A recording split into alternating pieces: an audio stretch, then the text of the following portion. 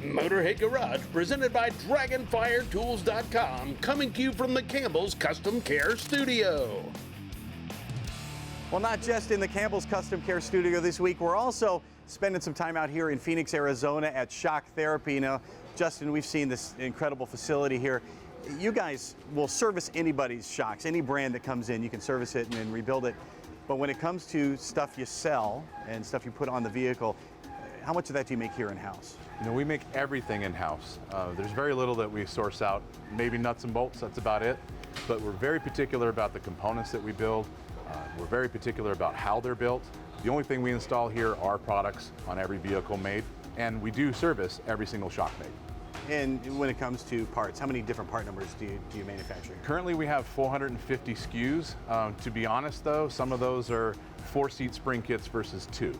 And so that actually brings it down to about 200. Oh, is that all? Yeah.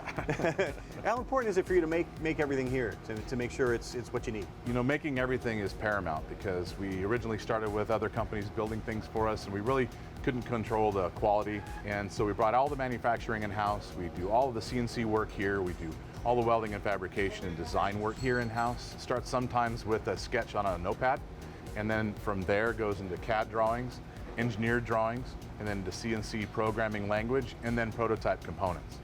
How do you decide a part needs to be made in the first place? So the way that we approach our parts design and where we're going to go with it is basically the need in the vehicle as we see things starting to fail. As we make the vehicles ride better, sometimes people drive a lot faster, definitely a lot safer, but when you do that, you'll find the next weakest link in a UTV. So for instance, if we do a spring kit, internals, and you're able to go 50 miles an hour through the whoops instead of 40, you might find that the tie rods are now the weakest spot. We'll go ahead and make that. And once the tie rods are fixed, you might find the next weakest link could be a radius rod. We then go down the next part and the next part on the list until we get to the end and you've got a UTV that'll put up with the abuse. Someone that may be new to the UTV world, out there banging around on the trails, like, oh, what's a couple thousand? So why is it going to make a difference that you guys pay so much attention to the tolerance and to the materials you guys use? You know, high quality materials, the best heat treat, the best coatings, all add up to longevity. And longevity and components are very important to us as well. You can buy aftermarket parts that may only last for 1,000 miles and now it's worn out and you got to buy another one. What we try to do is design parts that are a lifetime component for the UTV. So you buy it once and you can forget it. You're going to be worrying about something else on the vehicle, not our parts. But that is not a good business model if people only buy from you one time. So how do you make that work? You know, you're right. Maybe we should have failure points, but some people do. They do, and we see it, but not with us. We really want to make sure that we build the best thing. We want to also make sure that no one else can improve on our part. It's designed in such a way that nobody can make it better than we did. Quality is tantamount to shock therapy. What's one of the ways you can make sure folks are going to get a quality part when they get it in their mailbox? From the beginning, high quality CNC machining.